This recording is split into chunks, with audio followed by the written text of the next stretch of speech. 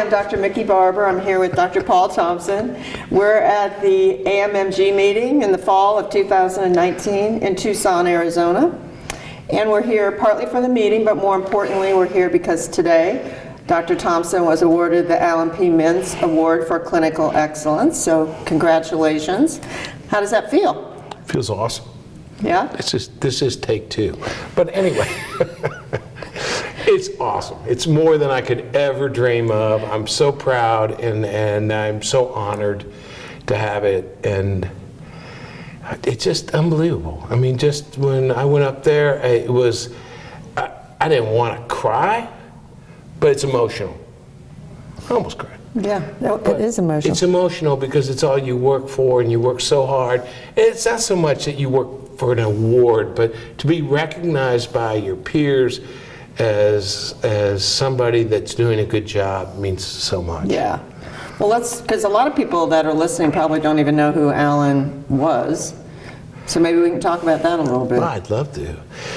You know, I think my introduction to Alan and yours was much bigger, but Alan was a pioneer. Alan, when I wanted to leave traditional medicine, leave urology, because I was frustrated with how it just wasn't good medicine, and I wanted to become proactive instead of reactive. I didn't want to be an ambulance chaser like I accused my brother, the attorney, of.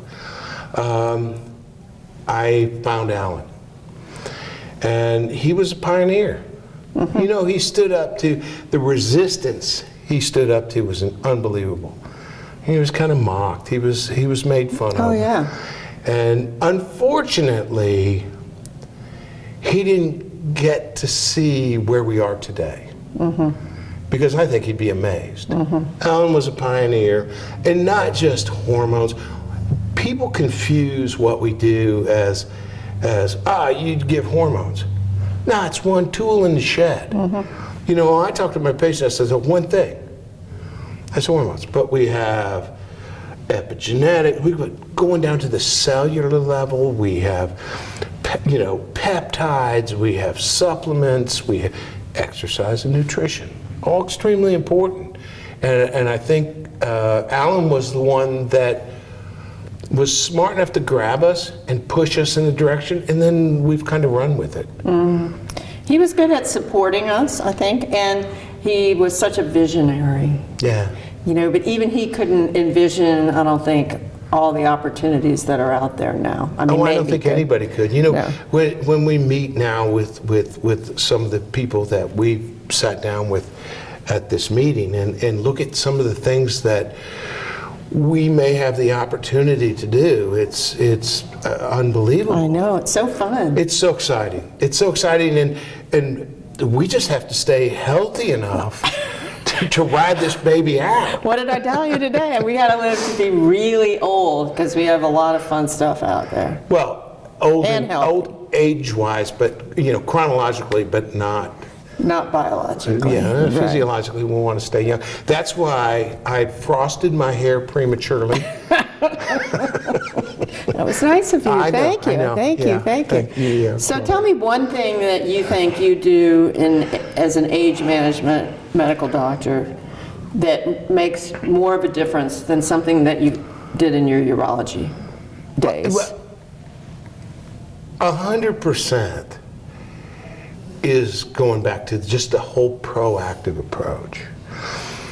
A patient could walk into my practice as a urologist, and literally, and I mentioned this in when I got the award today, was that I would see 40 people in a half day.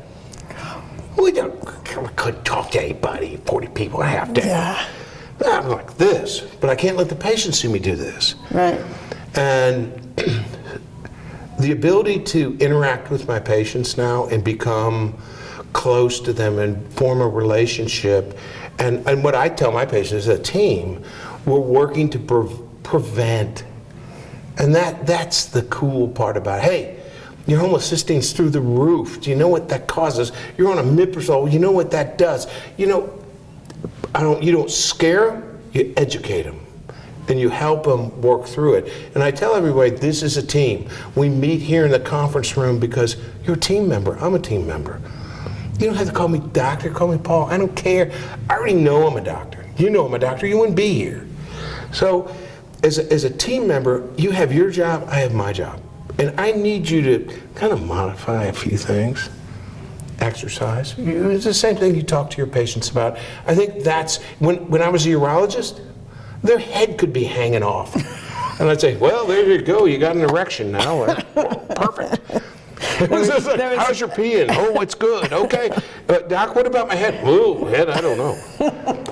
So it's kind of ridiculous. But you never got to the root cause. You put Band-Aids on everything. Yeah. I mean, okay, we've got erectile dysfunction. Well, that's a systemic vascular problem almost 90% of the time. Absolutely. And do we do anything to look into as a urologist? No, here's your pill. You think it's changed? No, they still practice the same way. That's why I'm not part of that. No, now you look at them and you go, okay, let's look at your blood sugar. Look at your blood sugar. Your hemoglobin A1C is 6.2. Your fasting blood sugar. Do you know that the real number for fasting blood sugar right now is 62? Yeah. 62. And for every, I'm going to try and get this right, for every 4 points you go over 62, you increase your risk of heart disease by 6%. I tried to get people, at one time I tried to get everybody below 85. That was my first move. Get below 85 because that's a real cutoff. You have to look at diseases as systemic and not just at the end result. Mm-hmm. You know, it's like treating a diabetic. Oh, you got an ulcer. Well, yeah, but you got to fix the... Yeah. And what goes in your mouth and, all of it. Well, so I know that there's probably a lot of doctors that are watching this now thinking, that's what I want to do when I grow up, is become an age management medical doctor. I mean, is it for everybody? And what's your advice? Well, do we have to grow up? God knows. I'm not grown up yet, but when I do, is it for...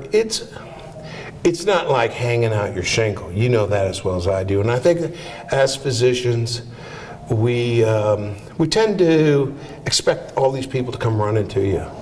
That just doesn't happen. So you've got to weather the storm, and you've got to be willing to put your head down and work. And everybody always, when they come to me, they go, well, I got a great job, and I need this, and I need to come do that with you. You go, okay, fine. Well, how much are you going to pay me?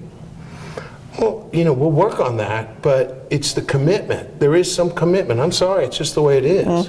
And we all did it. We all worked with, every one of us, Bob Willix, you, Jeff Live, George Shapiro, we all worked for nothing.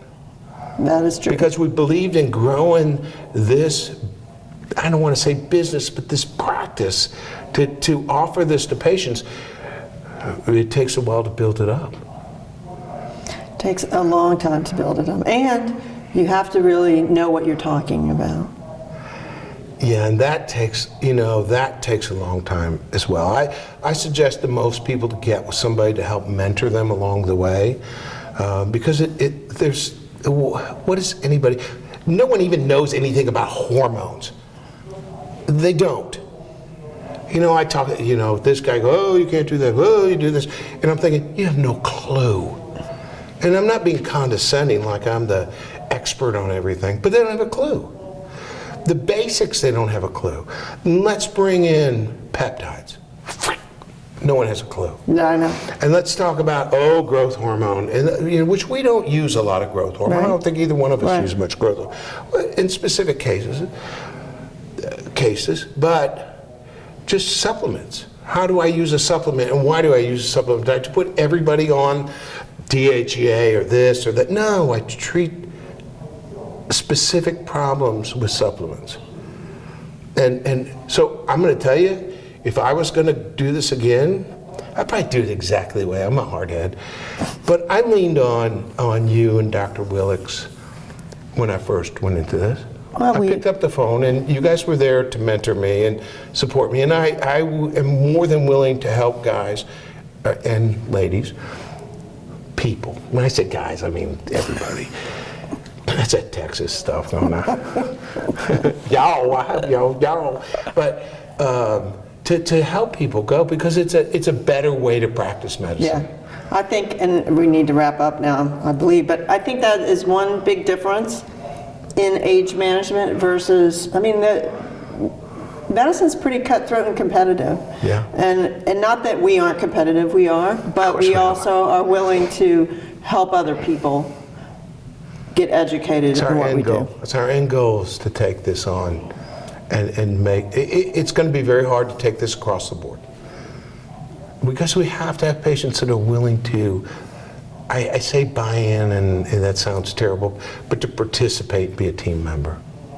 Well, that is the important piece, because you can't do it for them. No. That's for sure. And on that note, I think we're done.